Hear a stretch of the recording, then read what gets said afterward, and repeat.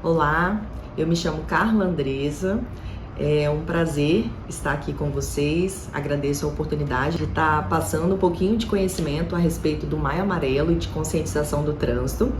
Eu trabalho no Corpo de Bombeiros há 13 anos, então tenho um pouquinho de experiência com relação à prática, né, vivenciando aí com relação aos acidentes de trânsito. E espero que vocês gostem dessa apresentação. O Maio Amarelo, ele é uma mobilização nacional, referente a esse mês de maio, com o intuito de conscientizar a todos a respeito da segurança no trânsito. Afinal, se a gente tiver uma atuação segura, a gente preserva vidas, né?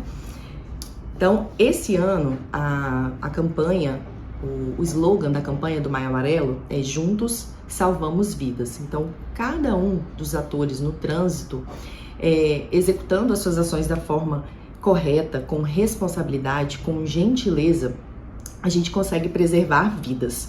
Então, o objetivo da campanha do Maio Amarelo é mobilizar toda a sociedade, seja ela empresa, sociedades civis, órgãos do governo, entidades, né, associações, para que possamos reservar as nossas energias e as nossas ideias para conscientização do trânsito, preservando vidas. No trânsito, nós desempenhamos diversos papéis. Então, uma hora, por exemplo, eu sou um ciclista. Quando eu estou passeando lá no final de semana, por exemplo, com a minha família, com a minha filha. Em um determinado momento, eu posso ser motociclista, se estiver pilotando a minha moto. Ou motorista do carro, deslocando. Então, cada momento, a gente pode estar exercendo algum papel no trânsito, sendo o ator ali no trânsito. E cada um precisa de atuar com responsabilidade no seu papel, para que em conjunto conseguimos exercer essa segurança viária quando estamos nos deslocando pelo trânsito.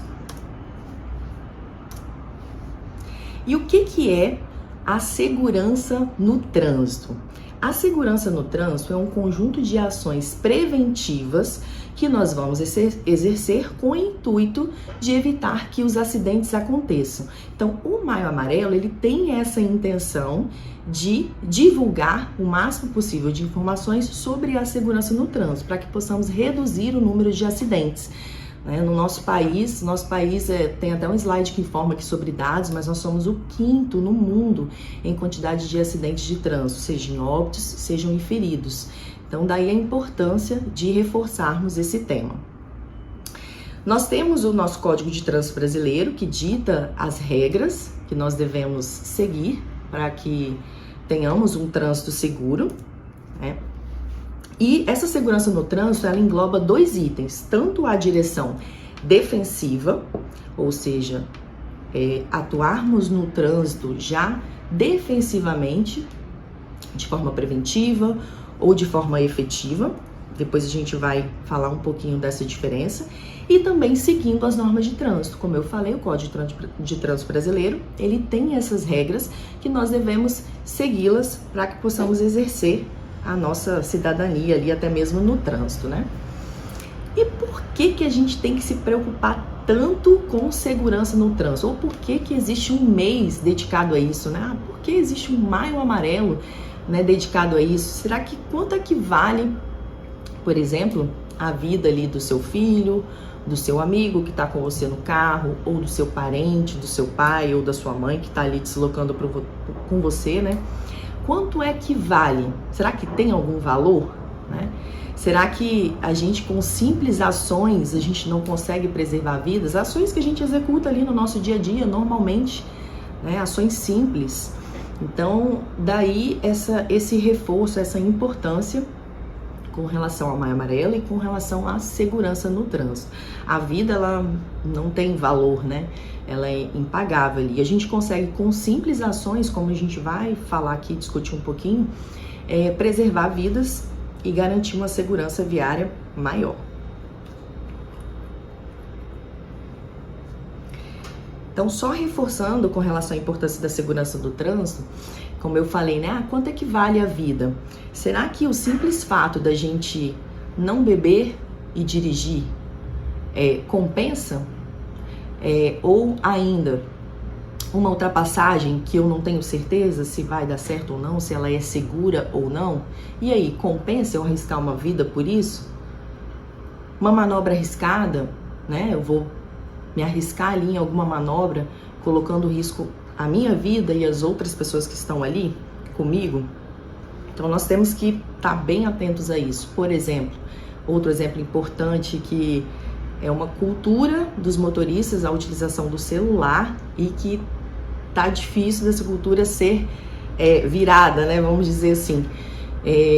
O celular, ele tira totalmente a atenção ali da pessoa, né? Ela não consegue ficar 100% voltada ao trânsito. Os índices de acidente, eles aumentam em torno de 40% quando a pessoa está mexendo no celular. E fora que, às vezes, não só mexendo, mas às vezes ela recebe alguma mensagem ou alguma ligação que muda o seu estado ali, né? Então ela pode ficar mais nervosa devido àquilo, ao que ela leu, ao que aquela ligação que ela recebeu.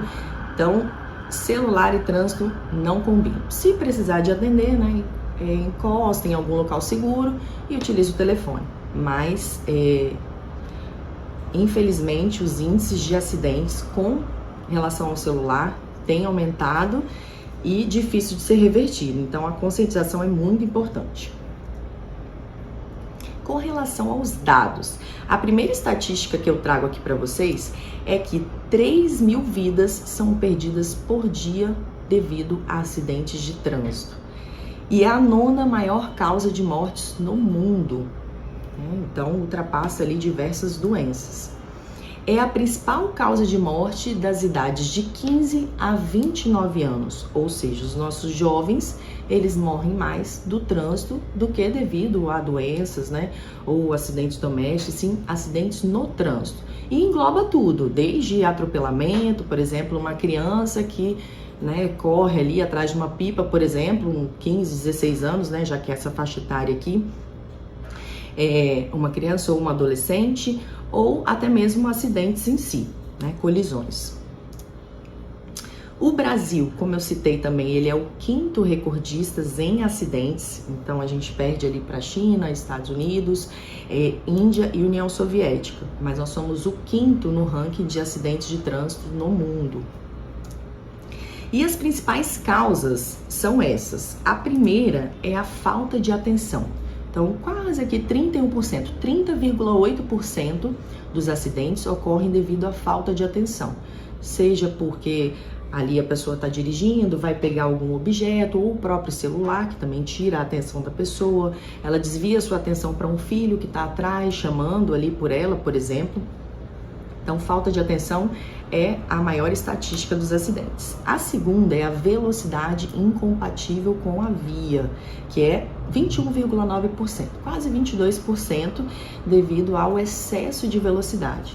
Então, seguir a velocidade da via, são feitos estudos ali em todas as avenidas ou rodovias para definir qual que é a velocidade ideal. Não é algo a critério de uma pessoa, não, são feitos estudos, então devemos seguir a velocidade que aquela via é prevista. Ingestão de drogas, né? Principalmente o álcool, 15,6%, então quase 16% dos acidentes ocorrem devido à ingestão de álcool, que altera ali o estado da pessoa no momento de dirigir. Ela pode ficar mais letárgica, não vai conseguir ter atenção suficiente para reagir numa situação, por exemplo, de direção defensiva, e pode se expor a um acidente. 10% desobediência à sinalização do trânsito. Então, tem uma via que é sinalizada, que é proibido virar para um lado, e a pessoa não obedece essa sinalização, por exemplo. 10% dos acidentes.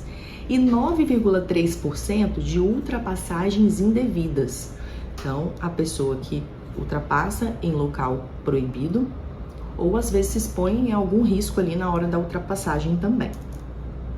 6,7% sono. Então, temos uma porcentagem também considerado relacionado ao sono, as pessoas que dirigem cansadas e acabam pescando ali no volante e se expõem a acidentes. Então, tá cansado? Descansa para posteriormente pegar a direção. E o que é a direção defensiva? A direção defensiva é a gente se antecipar, dirigir de forma segura, se antecipar a possíveis acidentes, adotar medidas, adotar ações durante ali a direção, evitando que os acidentes aconteçam. E essa direção defensiva, ela pode ser preventiva, quando eu tomo algumas atitudes corriqueiras e que já atuam na prevenção, por exemplo, usar o cinto de segurança, fazer uma revisão no veículo. A gente vai citar os exemplos separados aqui também. Ou ela pode ser até mesmo corretiva, né, quando eu tenho que atuar de forma intempestiva ali para evitar que um acidente aconteça. Então, nós temos as duas formas. Mas o mais importante é a gente se antecipar, evitando os acidentes. E aqui eu trouxe alguns exemplos. Por exemplo, o ciclista que atravessa fora de uma faixa de pedestre. Você tem que estar atento e defensivamente você pode evitar que um acidente aconteça. Se você estiver dirigindo o seu carro e um ciclista ele atravessa fora do local, né, fora da faixa permitida para o ciclista. Distância segura do veículo da frente. Então, quando a gente está dirigindo, a gente tem que manter essa distância segura de um veículo para outro, para evitar, assim, que os acidentes aconteçam. Então, defensivamente, eu já mantenho uma distância segura. Se está chovendo, eu aumento ainda mais essa distância, para garantir mais ainda a segurança. Ultrapassagens, fazer ultrapassagens apenas em locais que são apropriados e também ter muita atenção que mesmo em locais apropriados a gente tem que atuar defensivamente com relação ao carro que está vindo na outra direção. A gente tem que ter esse feeling para atuar rapidamente no trânsito. Uso do cinto, aí entra na direção defensiva preventiva, utilizar o cinto de segurança, 3 pontos, da maneira correta, afivelado, para garantir a nossa segurança. Revisões no veículo também entra na ação preventiva. E depois a gente vai especificar, detalhar um pouquinho mais nesse quesito da revisão do veículo, tá bom? Então, a direção defensiva, ela é isso, é a gente atuar evitando que os perigos aconteçam. Atuar de forma rápida, na corretiva ou de forma preventiva, com simples ações, simples medidas que já vão garantir a gente a segurança e uma direção defensiva no trânsito. Dicas importantes para dirigir, né, da direção. Primeira coisa que a gente pode citar de dicas importantes. Quando a gente está dirigindo à noite, o ideal é a gente colocar um farol mais baixo. O farol alto, ele pode acabar ofuscando, ou quando a gente se aproxima de um veículo que está à nossa frente, ou ofuscando a visão do veículo que está vindo na direção contrária. Então, ao se aproximar de algum veículo, ou se você verificar que o veículo está vindo na direção contrária, mude o farol do alto para o baixo, para evitar esse ofuscamento. À noite também, a gente tem que dirigir com uma atenção redobrada. Por quê? Porque, por exemplo, existem animais de hábitos noturnos. E esses animais de hábitos noturnos, eles podem atravessar a pista no momento que você está dirigindo ali. Então, quando você tem atenção, você se mantém firme ali no volante. Se você estiver desatento, às vezes você pode fazer uma manobra brusca, gerando instabilidade no veículo e acabar se acidentando. Então, atenção redobrada à noite também. Chuva. Períodos de chuva, além da atenção redobrada, a gente tem que diminuir a velocidade do veículo. Por que diminuir a velocidade do veículo? Porque o tempo de frenagem, ele é maior com a pista molhada.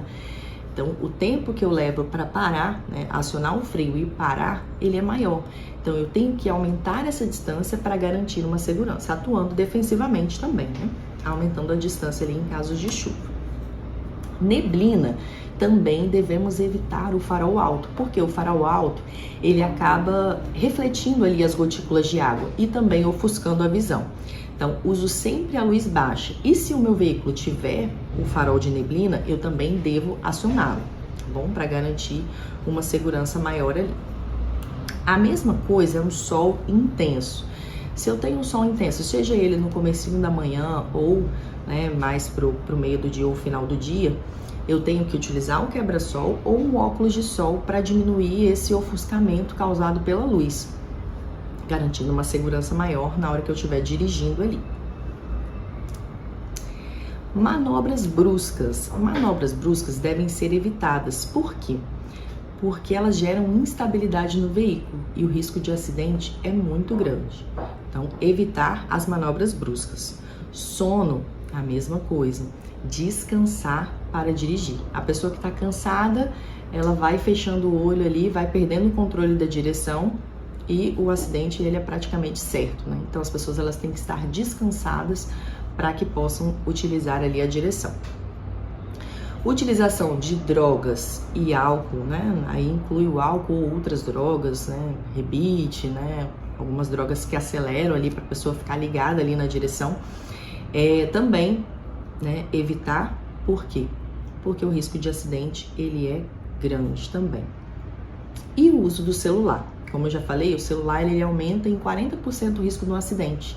Né? A pessoa desvia totalmente a sua atenção ali para o telefone. Então, devemos descartar. Preciso de atender? É muito importante. Pare em um local seguro, atendo a ligação e posteriormente eu volto a dirigir. Algumas dicas importantes com relação à direção.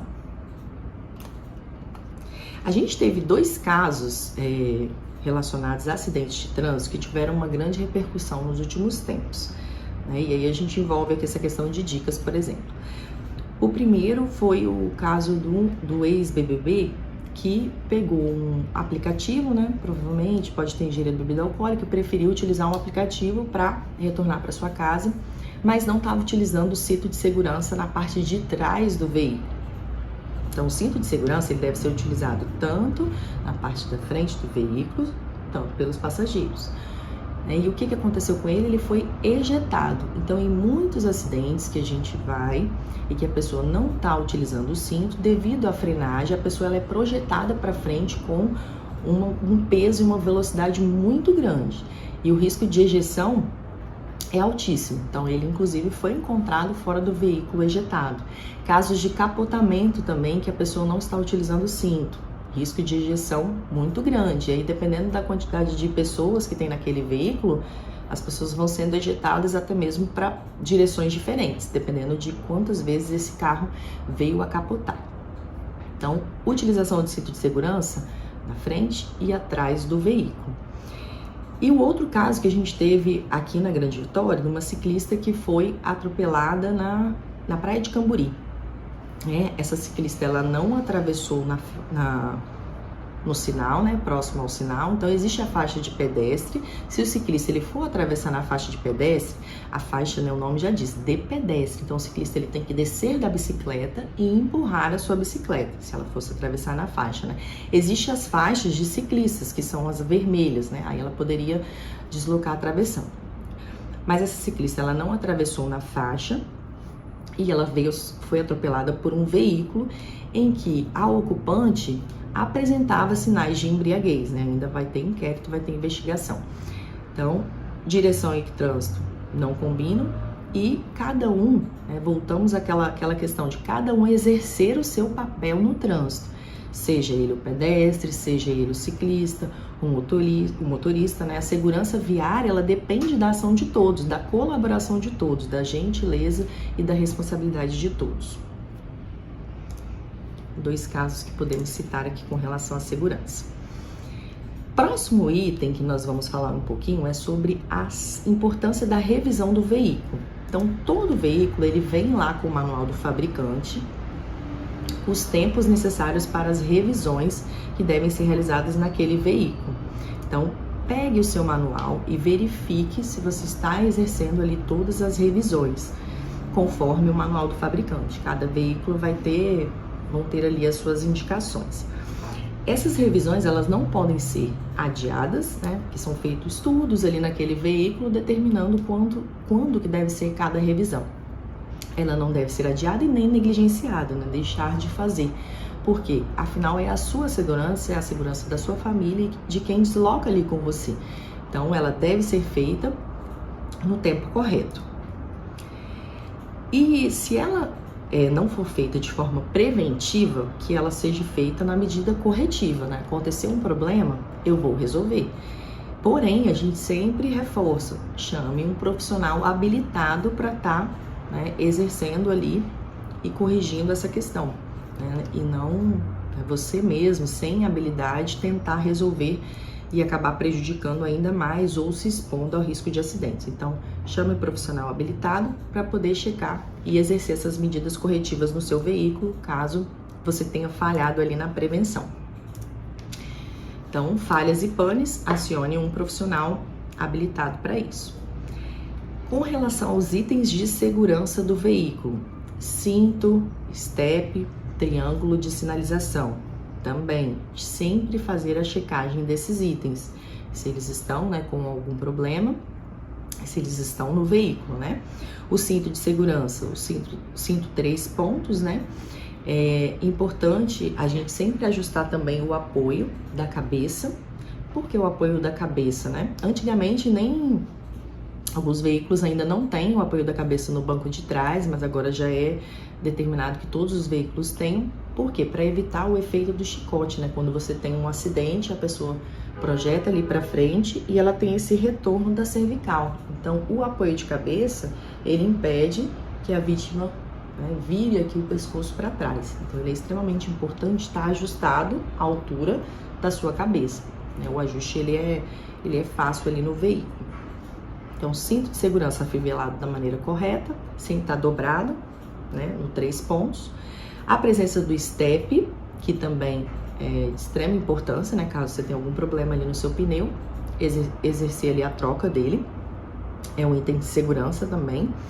E o triângulo de sinalização, que é legal a gente abordar também como que a gente faz essa sinalização no trânsito, né, se eu presencio algum acidente ou se eu mesmo, né, me acidentei ali, como que alguém que está comigo ou eu mesmo posso estar sinalizando da maneira correta. Então, o triângulo a gente coloca ali a cerca de 30 metros do veículo, 30 passos do veículo a gente coloca ali o triângulo de sinalização.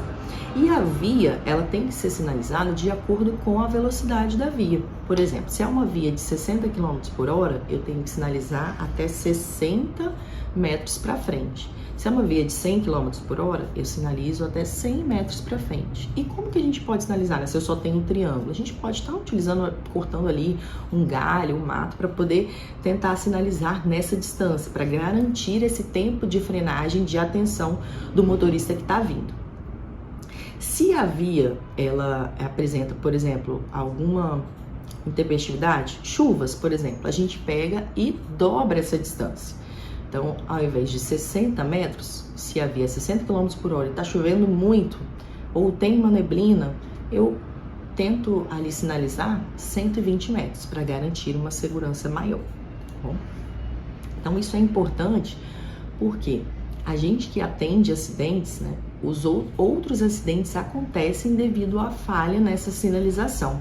Ou até mesmo a pessoa que ela é curiosa e está vindo ali, quer observar aquele acidente, vem um outro veículo atrás que não respeita a distância de frenagem ou também está desatento, acaba batendo e colidindo. Então, geram outros acidentes ali devido a isso. Falta de atenção ou, né, querer prestar ali atenção, por exemplo, na situação do acidente em si.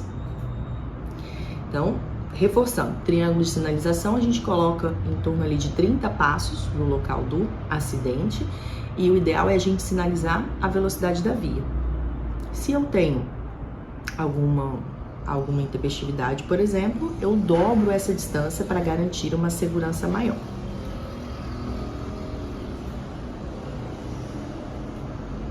Falamos dos itens de segurança. E além disso, a gente tem que monitorar sempre também a questão do óleo, né? Seja ele, vou botar aqui,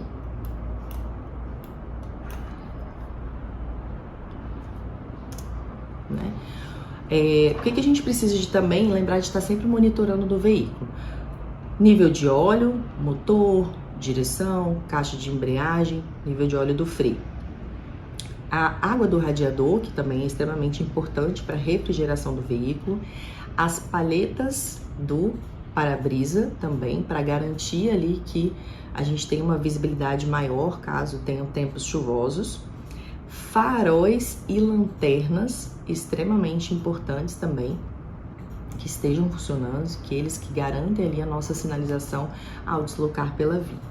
Então, esses itens a gente sempre tem que estar atento, sempre tem que estar monitorando para garantir uma segurança maior. Além disso, pneus também. Por quê? Os pneus, quando eles desgastam, né, eles vão perdendo aqueles sulcos, né? Reparem lá que tem aqueles caminhos ali no pneu, né? E aqueles sulcos é que eles garantem que o veículo não sofra uma aquaplanagem, né? A água ela penetra ali naqueles sulcos e é garantida a aderência ou atrito com o solo. Se eu diminuo esses sulcos, há um risco grande de aquaplanagem. Então, pneus sempre a gente observar para que o veículo não rode com o pneu careca, para evitar aí esse risco grande de aquaplanagem. E se eu passar por um local, por exemplo, que tenha grandes poças de água, a gente tem que evitar a frenagem brusca. Por quê? Porque o risco de aquaplanagem do carro perder o atrito com o chão é muito grande nesses locais de poças. Então, evitar a frenagem brusca para o veículo não aquaplanar. Agora nós vamos falar um pouquinho dos impactos, das consequências dos acidentes de trânsito. Existem diversos tipos de impactos, né? Tanto sociais, quanto econômicos e quanto psíquicos das pessoas que estão envolvidas nesses acidentes. Por exemplo, né, existem demandas do leito dos hospitais para conseguir agariar ali os feridos devido aos acidentes de trânsito. Como eu falei, além do risco de óbito muito grande, a gente tem muitos feridos envolvidos nos acidentes. Então, a quantidade de leitos destinados a isso também é muito grande. Das pessoas que faltam, né, ao trabalho devido a se envolver no acidente, elas ficam afastadas um certo tempo, isso também gera muito impacto. Indenizações, gastos com materiais e um dos principais, né, a questão do trauma emocional, seja pela perda, né, de alguém ou da própria pessoa que está envolvida ali naquele acidente e que sofreu aquele trauma, né, seja do luto ou da pessoa que vai ter ali alguma incapacidade devido àquele acidente, ela vai ter que se readaptar, adaptar a vida dela devido àquilo.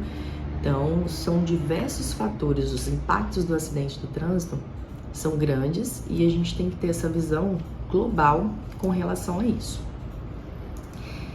Mas a gente tem que frisar também com relação ao apoio psicológico e como a pessoa ela consegue lidar com essas emoções.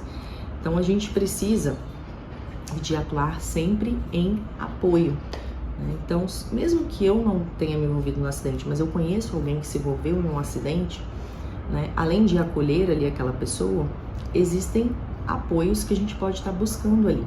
No nosso estado, a gente tem um apoio do Detran, que fornece esse suporte psicológico. E olha um dado interessante, que após 18 meses de um acidente de trânsito, quase 30% das pessoas apresentam alguma desordem psíquica. Então é uma porcentagem muito grande, né? O acidente de trânsito ele gera grandes traumas emocionais.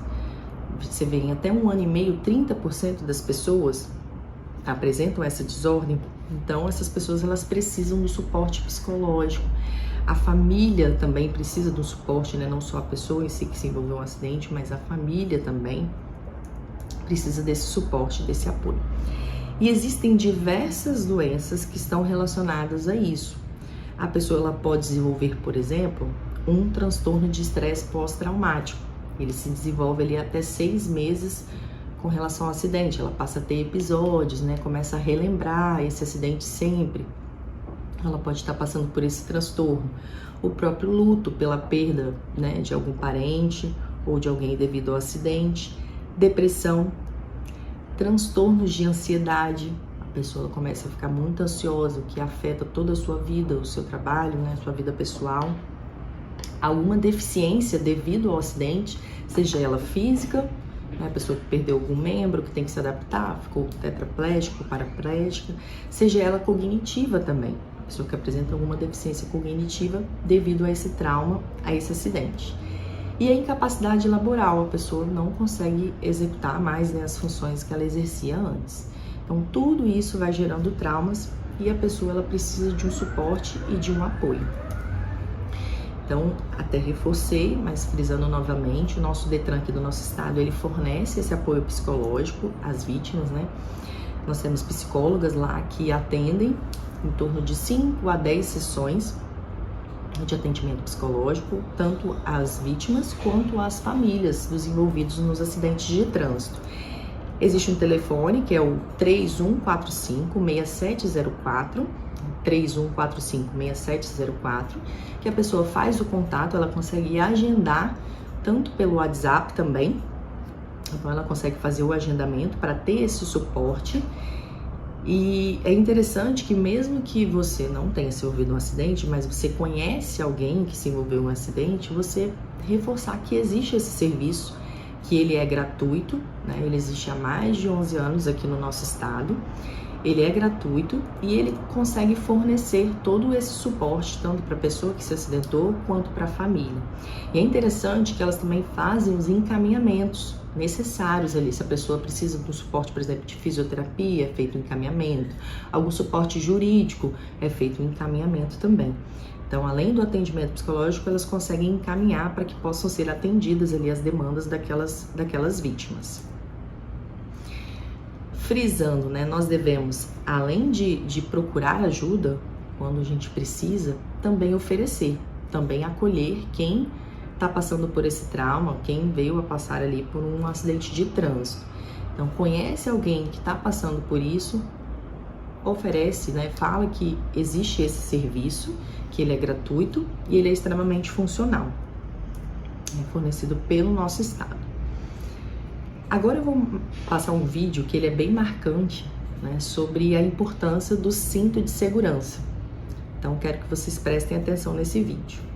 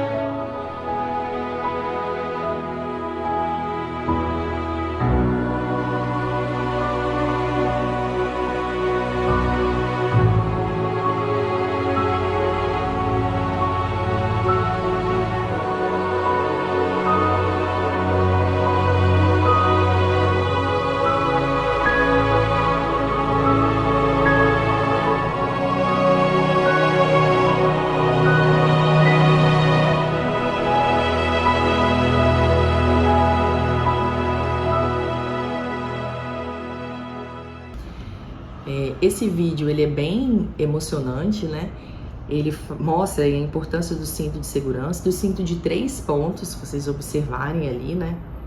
Cada membro ali da família abraça essa vítima de uma forma. Então, o cinto de segurança, ele é obrigatório, né? Ele deve ser afivelado da maneira correta, sem ter dobras, a parte abdominal, né, fixado aqui, né, na pelve, para que possa garantir a nossa segurança. Até citei, né, com relação a um acidente, né, que envolveu ali o ex-BBB, que ele estava no banco de trás e não estava utilizando o cinto, né, pegou ali um aplicativo, o que acontece com grande frequência, as pessoas que utilizam o aplicativo no banco de trás não colocam o cinto de segurança e teve um acidente e ele foi projetado do veículo. Então, reforçando a importância do cinto, tanto na parte da frente quanto na parte de trás do veículo. Outro ponto, o apoio de cabeça. Lembrar de ajustar o apoio de cabeça de acordo com a altura, a sua altura, para que ele apoie a sua cabeça e ela não seja projetada para trás, né? A intenção do apoio é essa. Então, além do cinto de segurança, o apoio ele deve ser ajustado corretamente. Finalizamos aqui a nossa apresentação, né? Deixo aqui o slide final, né, da campanha do Maio Amarelo desse ano, de 2022, né? Juntos salvamos vida. E reforçando que cada ator ali no trânsito, ele deve exercer as suas ações de maneira gentil, segura e responsável para que a gente possa garantir uma segurança viária maior para todos que circulam ali. Afinal, como, né, reforça aqui o slogan da campanha, todos juntos, a ação de todos salvam vidas. Agradeço mais uma vez pela oportunidade de estar aqui com vocês e até uma próxima oportunidade.